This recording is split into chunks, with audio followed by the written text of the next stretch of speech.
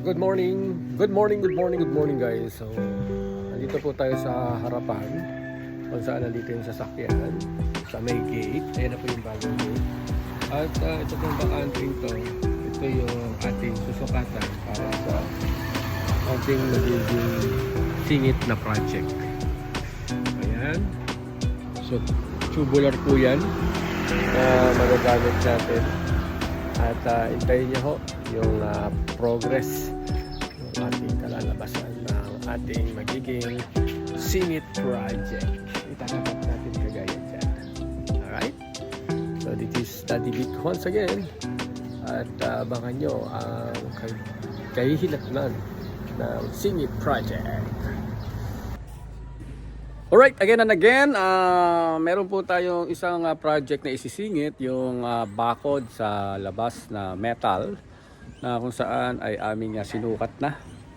At ngayon pinutol na namin para mamaya iispatan na lang namin ni Fishmaker.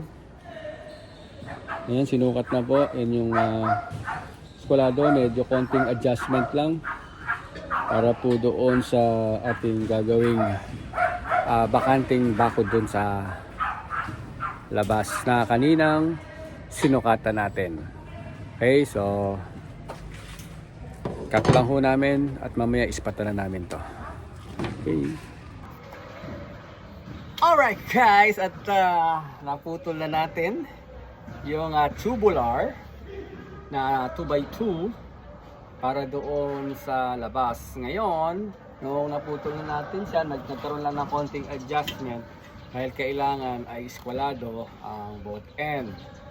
So ngayon dahil naputol na sila, bubuin na natin sila para naman sa yung magiging bakod doon sa labas, kasi yun na lang ang kulang eh. Ngayon, last time pinakita ko sa inyo kung paano yung sa welding stick na pinraktisan ko. Ngayon pagpapraktisan ko to, pero ang gagamitin ko naman ay yung MIG na hindi natin natuloy. So ito na yung continuation at dito ko siya mati-testing. So kailangan natin ang ating mahiwagang helmet, masking welding mask, at siyempre yung ating welding gloves.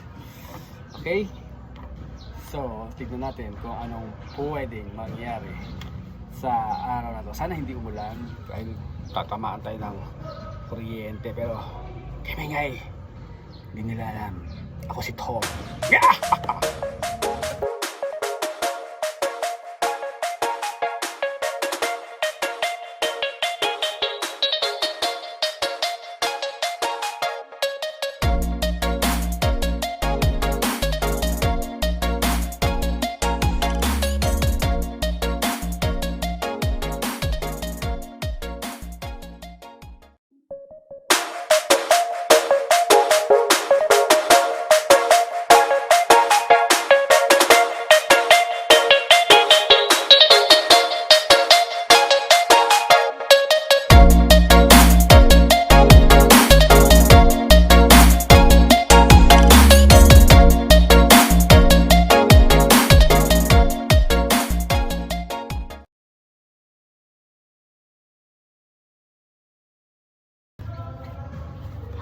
Hi! Hello! Isa munang palatastas mga kaibigan dahil dumating yung engineer natin na siya po nag-check sa safety, kaya chinek muna tayo. Boss, hindi pa ako nagme-merienda. Meron ka bang pamerienda dyan? Hi ka sa kanila, ano masasabi mo? Hi! Hi! Hello! Oh, yan po si architect Elijah na kung saan siya po ay nag-check muna sa ating ginagawa. So nandito na ako sa stage ng pagdidikit ng ating ginagawa. So maya lang po ipapakita ko sa inyo kung okay na yung brace, ha? So dyan lang po kayo at mamaya magbabalik kami. Bye bye. Alright, habang magbe-break, tignan ko muna kung ano yung kamusta na yung niluluto naming ulam sa ngayon.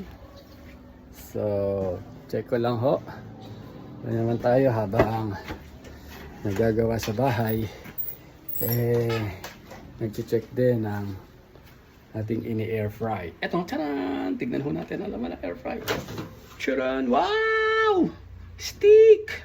At hindi pa siya luto. Kailangan pa siya lutuin.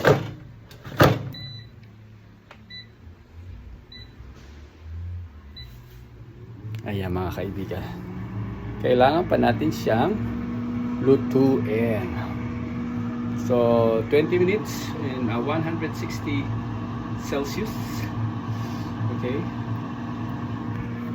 Ito yung kanin. Ito na yung kanin. Oh, luto na. Magluluto na lang ako mamaya ng gravy. Okay? Para, ano naman, MM. Okay.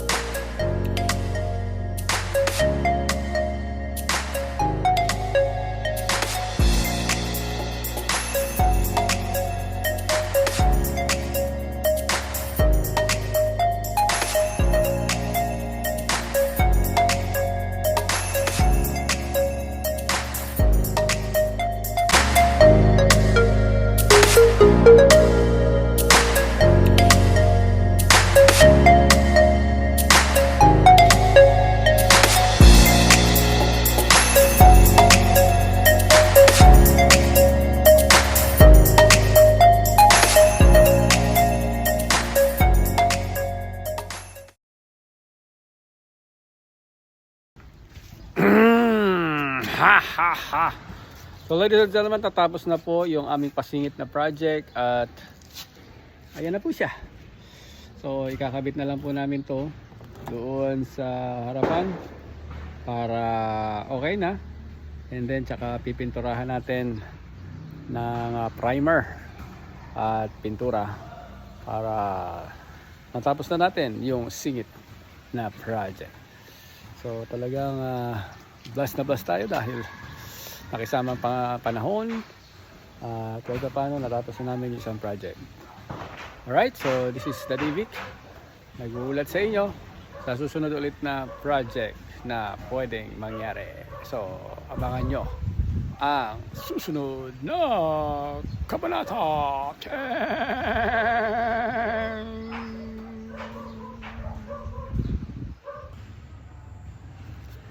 Bulaga. So natapos na natin yung ating singit na project at ngayon ikakabit na natin siya sa may gate. Ito yung ginawa natin na tubular para maisalpak na natin yung ating bakod. Kasi kung mapapansin nyo, ginawa ito at hindi pumantay, kaya titirahin na natin para makompleto na. Shout out para kay Jaco. Alright, ito na po siya. Ito yung nagawa na bakod.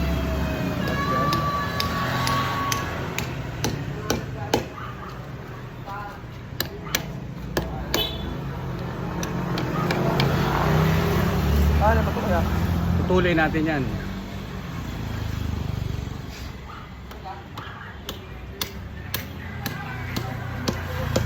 So gagawin na po namin na ha.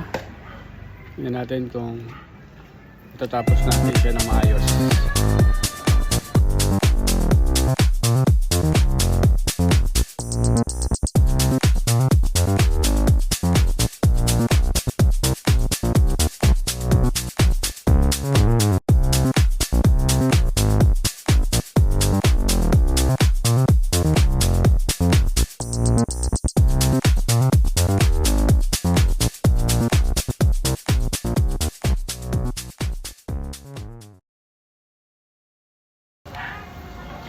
Alright guys, dito namin tinatapos ang project na ito. At charan! Kita nyo naman. Naitawid din namin ni Fishmaker ang pagkabit ng bakod na terno dito sa ating tubular. So yan po yung ating singit na project na natapos natin din sa wakas.